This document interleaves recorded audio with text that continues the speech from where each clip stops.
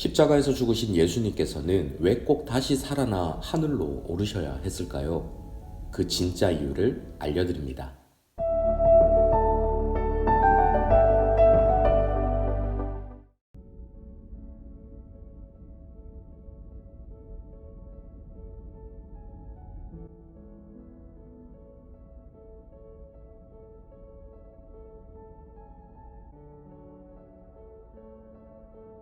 이 땅에 진정한 하나님의 메시아로 오신 예수님께서 우리를 대신하여 십자가 위에서 죽으심으로 완전한 구원의 사역을 이루셨습니다.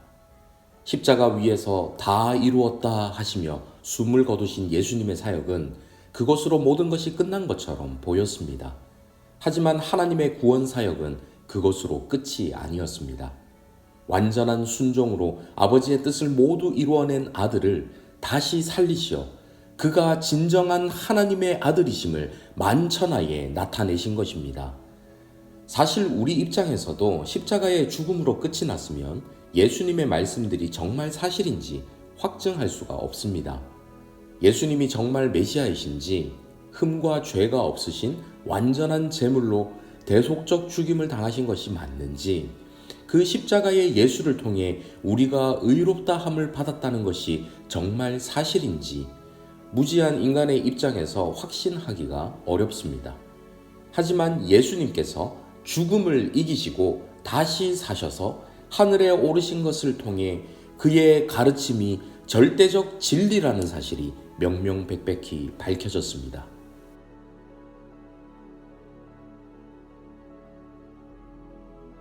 아그리빠 왕 앞에서 지금까지 자신이 전했던 복음에 대해 진술하는 사도 바울의 증언을 들어보십시오. 사도행전 26장 22절 하나님의 도우심을 받아 내가 오늘까지 서서 높고 낮은 사람 앞에서 증언하는 것은 선지자들과 모세가 반드시 되리라고 말한 것밖에 없으니 선지자들과 모세의 말이라는 것은 바로 구약 성경의 내용을 증언했다는 것입니다. 그 성경의 내용이 무엇입니까? 곧 그리스도가 고난을 받으실 것과 죽은 자 가운데서 먼저 다시 살아나사 이스라엘과 이방인들에게 빛을 전하시리라 함이니이다 하니라. 선지자들과 모세가 반드시 되리라고 말한 내용, 곧 하나님의 말씀인 성경에서 예언한 복음이 무엇입니까?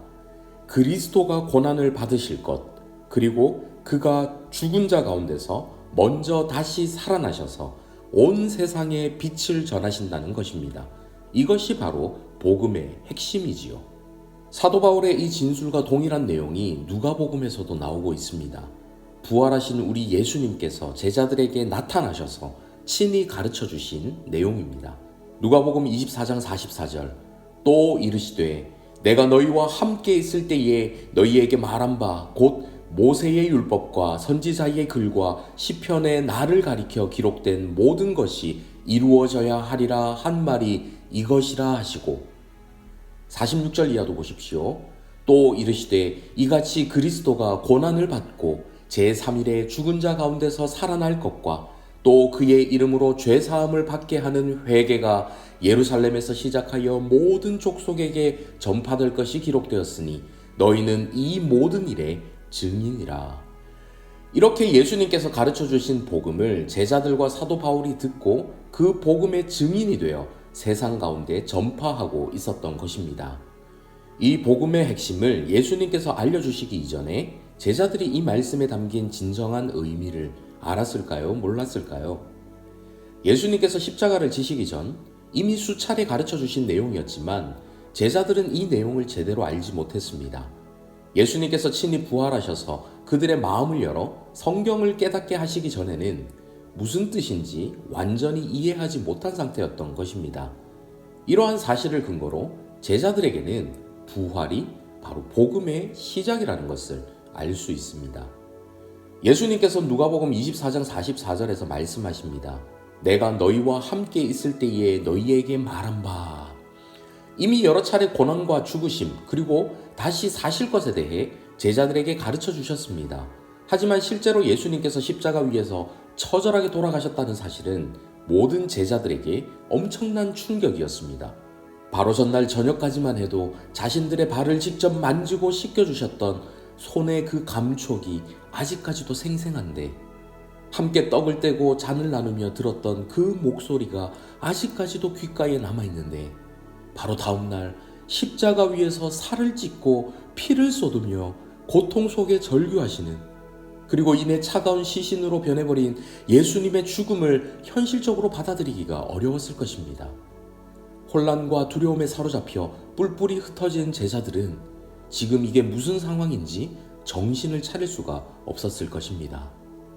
예수님께서 돌아가신 날 저녁부터 안식일이 시작되었기 때문에 이틀 밤이 지나고 난 새벽에서야 막달라 마리아를 비롯한 여인들이 향품을 들고 무덤으로 갑니다. 이미 니고데모가 왕의 장례에 쓰이던 만큼의 양인 30kg이 넘는 향품을 가지고 와서 예수님의 장례를 급히 왕의 장례처럼 치렀지만, 이 여인들은 아마도 자신들의 손으로 직접 세마포로 쌓여있는 예수님의 시신 위에 향품을 더 발라드리고 싶었던 것 같습니다. 이때까지 여인들은 무덤 입구의 돌에 임봉이 된 것과 로마 군인들이 무덤을 지킨다는 사실을 몰랐습니다. 왜냐하면 그 전날 자신들이 안식일을 지키고 있던 때에 유대 지도자들이 빌라도에게 경비병을 요청했기 때문입니다. 이런 사실을 몰랐던 여인들은 자유롭게 무덤 앞에 돌을 굴려 예수님의 시신이 있는 무덤의 내실까지 들어갈 수 있을 거라 생각했고, 무덤을 향해 가면서 누가 자신들을 위해 무거운 돌을 굴려줄 것인지 걱정하고 있었습니다. 그 무덤이 비어 있을 거라고는 상상도 하지 못했지요. 근데 뜻밖에도 무덤 앞의 돌은 이미 굴려져 있었습니다. 그리고 무덤 안으로 들어가 보니 무덤에는 시신이 없고 텅 비어 있었습니다. 놀란 여인들 앞에 하나님의 천사가 나타나 예수님께서 다시 살아나셨다는 사실을 알렸고, 여인들은 두려움에 떨며 곧장 어디 있는지도 모르는 제자들을 일일이 찾아다니면서 이 소식을 전했습니다. 하지만 여인들의 말을 들은 제자들은 그 사실을 믿지 않았습니다. 사실 그 당시 여인들을 무시하던 사회 풍습상 여인들의 말은 공식적인 증언으로 쳐주지 않았습니다. 하지만 복음서에서는 놀랍게도 부활의 첫 증인으로 여인들을 내세웁니다. 이것이 부활이 역사적 사실이라는 것을 나타내는 하나의 증거가 되기도 합니다.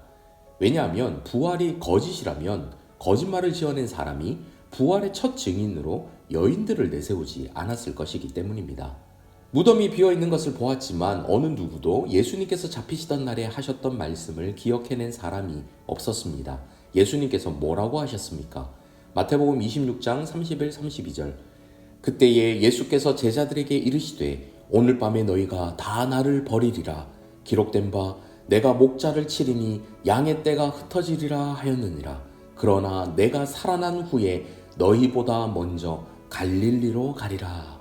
만약 예수님의 죽음과 부활에 대한 가르침을 제자 중 한 명이라도 제대로 이해하는 사람이 있었더라면 제자들은 당장 갈릴리로 달려갔을 것입니다. 하지만 그 누구도 갈릴리로 간 사람이 없었습니다. 심지어는 무덤이 비어있다는 소식을 듣고 나서도 엉뚱하게 다른 시골이나 엠마오를 향해 가기도 했습니다. 제자들이 갈릴리로 갈 생각이 전혀 없으니 예수님께서 할 수 없이 그들에게 먼저 나타나실 수밖에 없었습니다. 부활하신 예수님을 직접 만나고 나서도 제자들은 그 예수님을 한 번에 알아보지 못했습니다. 어떤 제자는 놀라고 무서워하며 영을 보고 있다고, 쉽게 말하면 귀신을 보고 있다고 생각하기도 합니다. 그때 예수님께서 그들 앞에서 손과 발을 보이시고 음식을 드시기도 하며 자신이 영이 아니라 육체를 가지고 실제로 살아나셨음을 보이십니다. 그러고는 제자들에게 이 모든 일들의 의미를 상세히 가르쳐 주십니다. 누가복음 24장 45절. 이에 그들의 마음을 열어 성경을 깨닫게 하시고, 그 전에 엠마오로 가던 제자들에게도 나타나 알려주셨습니다. 누가복음 24장 27절. 이에 모세와 모든 선지자의 글로 시작하여 모든 성경에 쓴 바 자기에 관한 것을 자세히 설명하시니라. 이런 일이 있고 나서야 비로소 제자들은 복음의 진리를 깨닫게 되었습니다. 복음서는 이 모든 일이 있고 난 후에 기록되었습니다. 복음서의 기자들은 예수님의 전 생애를 부활이라는 렌즈를 통해 다시 돌아보며 그 부활의 빛으로 복음서를 기록하게 되었습니다. 예수님과 함께 했던 순간들을 떠올리며 그 당시에는 이해하지 못했던 말씀들을 그 말씀이 바로 이런 말씀이었구나 하면서 써내려갔던 것이지요. 그래서 사실상 부활은 복음의 완성이지만 제자들에게는 부활이 곧 복음을 제대로 깨닫고 믿게 해준 복음의 시작이었습니다.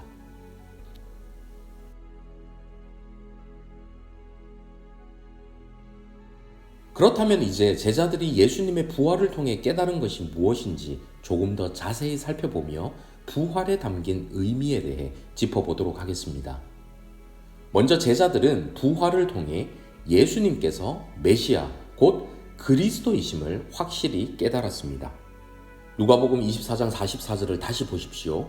또 이르시되 내가 너희와 함께 있을 때에 너희에게 말한 바 곧 모세의 율법과 선지자의 글과 시편의 나를 가리켜 기록된 모든 것이 이루어져야 하리라 한 말이 이것이라 하시고, 예수님께서는 모세의 율법과 선지자의 글과 시편에 기록된 글들이 자신을 가리켜 기록되었다고 하시며 제자들에게 그 성경을 상세히 가르치셨습니다.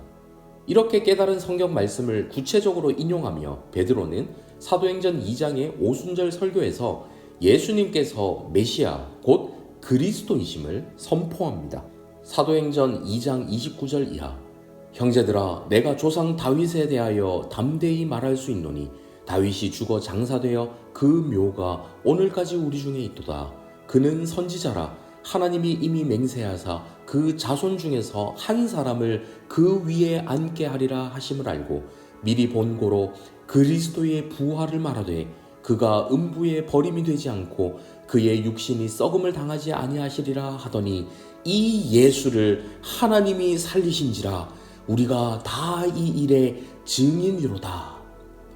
이 선포를 하면서 베드로는 다윗의 시 시편 16편을 먼저 인용했습니다. 그리고 또 시편 110편을 인용하면서 이렇게 선포합니다.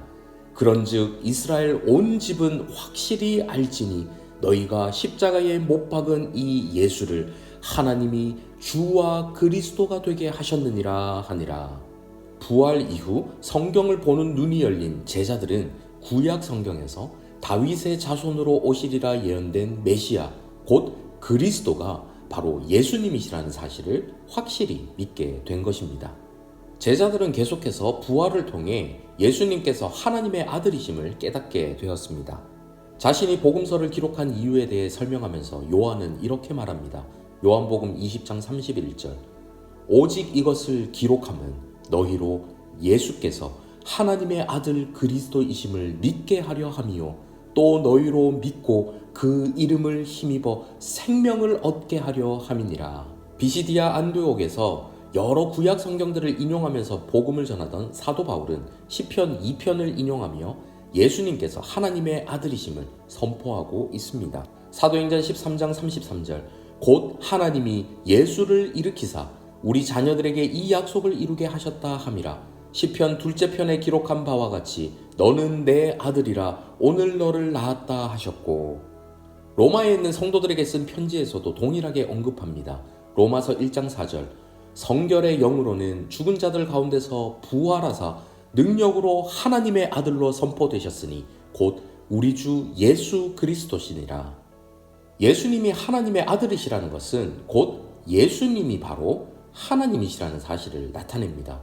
그래서 요한은 복음서를 이렇게 강력한 선포로 시작합니다. 요한복음 1장 1절, 태초에 말씀이 계시니라. 이 말씀이 하나님과 함께 계셨으니 이 말씀은 곧 하나님이시니라. 말씀이 육신이 되셔서 이 땅에 오시는데 그분이 바로 예수 그리스도이십니다. 부활하신 예수님을 만난 사도들은 예수님께서 바로 하나님을 가리키는 주이심을 확실히 깨달았습니다. 도마가 부활하신 예수님을 직접 만나 뵙고 어떤 신앙 고백을 합니까? 나의 주님이시요 나의 하나님이시니이다. 여기서 나의 주님이라는 고백은 예수님이 한 인간이 아니라 곧 살아계신 하나님이시라는 매우 중요한 고백입니다. 하나님께서는 예수님을 살리심으로 예수님이 흠과 죄가 없으신 의로우신 분이라는 것을 증명하셨습니다. 예수님이 자신의 죄로 인해 죽으셨다면 하나님께서 절대 다시 살리시지 않으셨을 것입니다. 디모데전서 3장 16절은 이를 잘 나타내고 있습니다. 크도다 경건의 비밀이여 그렇지 않다 하는 이 없도다. 그는 육신으로 나타난 바 되시고 영으로 의롭다 하심을 받으시고 천사들에게 보이시고 만국에서 전파되시고 세상에서 믿음 바 되시고 영광 가운데서 올려지셨느니라. 영으로 의롭다 하심을 받으셨다는 것은 성령님께서 예수님을 다시 살리심으로 그분의 의로우심, 죄 없으심을 증명하셨다는 것입니다. 그리고 그가 영광 가운데서 올려지셨다고 말씀합니다. 예수님께서 완전한 의를 가지지 않으셨다면 결코 영광 가운데서 올려지시는 일이 일어날 수가 없습니다. 예수님이 흠과 죄가 없고 완전한 의를 가지셨다는 것이 증명되었다는 이 사실이 우리에게 왜 중요할까요? 그분의 흠 없음, 그분의 완전한 의가 우리에게로 전가되어 우리가 그분의 의를 입어야 하기 때문입니다. 부활을 통해 그분의 흠 없음이 증명되었기 때문에 비로소 우리가 그분을 통해 의롭게 되었음을 확신할 수 있는 것이지요. 부활을 통해 예수님께서는 사망의 권세를 완전히 이기셨습니다. 로마서 6장 9절 이는 그리스도께서 죽은 자 가운데서 살아나셨음에 다시 죽지 아니하시고 사망이 다시 그를 주장하지 못할 줄을 알미로라. 이 밖에도 부활은 우리가 받을 사죄와 칭의의 보장이고 부활의 첫 열매가 되심으로 우리가 동일하게 부활할 것에 대한 보증이 되는 것입니다. 이 모든 사실들로 우리는 부활하신 예수 그리스도만이 우리의 유일한 구원자이심을 믿을 수가 있습니다.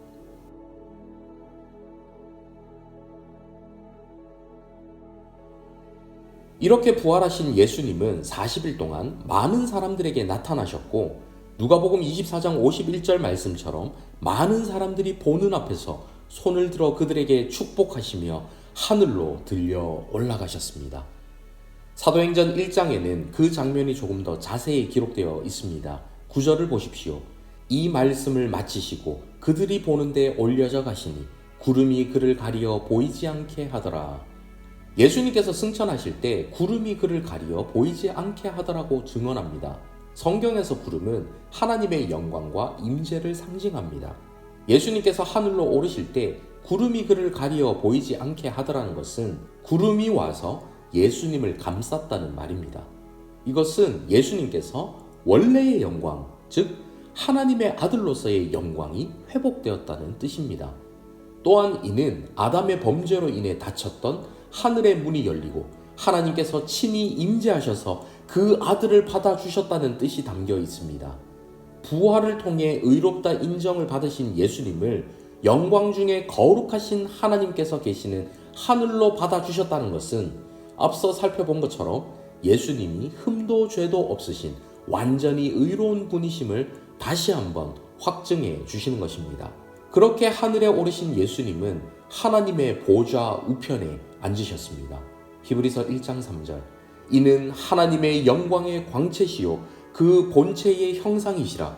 그의 능력의 말씀으로 만물을 붙드시며 죄를 정결하게 하는 일을 하시고 높은 곳에 계신 지극히 크신 이의 우편에 앉으셨느니라. 사실 하나님은 영이시기 때문에 우편 좌편이라는 위치의 구분이 별 의미가 없습니다. 우편이 가지고 있는 상징을 강조하는 것이지요. 사람들은 오른손을 힘의 상징으로 여겼습니다. 그래서 보좌 우편에 앉으셨다는 것은 하나님께서 그에게 큰 힘과 권세를 주셨다는 뜻입니다. 에베소서 1장을 보십시오. 그의 능력이 그리스도 안에서 역사하사 죽은 자들 가운데서 다시 살리시고 하늘에서 자기의 오른편에 앉히사 모든 통치와 권세와 능력과 주권과 이 세상뿐 아니라 오는 세상에 일컫는 모든 일을 위해 뛰어나게 하시고 또 만물을 그의 발 아래에 복종하게 하시고 그를 만물 위에 교회의 머리로 삼으셨느니라. 살아계신 예수님은 하나님께 받은 권세와 능력을 가지고 온 천하 만물이 그분의 발 아래 복종케 하시는 만왕의 왕이 되셔서 지금도 이 세상을 다스리고 계십니다. 우리 주 예수 그리스도만이 우리의 유일한 구원자 되시고 영원이신 하나님과 오늘을 살고 있는 우리를 연결할 수 있는 유일한 분이십니다. 그분은 십자가의 사역을 통해 우리의 구원을 이루셨지만 사망에 매여 있지 않고 하나님의 능력으로 다시 살아나셨습니다. 그리고 그분은 지금도 살아계십니다. 히브리서 7장 25절을 보십시오. 그러므로 자기를 힘입어 하나님께 나아가는 자들을 온전히 구원하실 수 있으니 이는 그가 항상 살아계셔서 그들을 위하여 간구하심이라.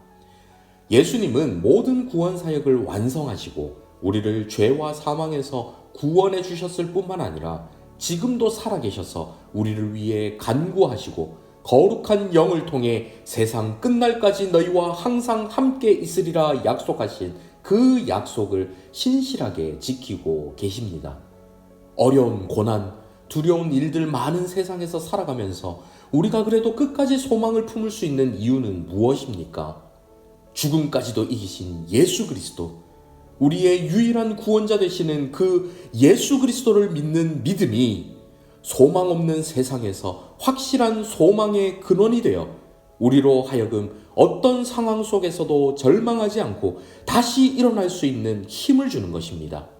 이 믿음과 소망을 가지고 살아계신 예수 그리스도와 사랑으로 교제하며 참된 구원의 기쁨을 누릴 수 있기를 바랍니다.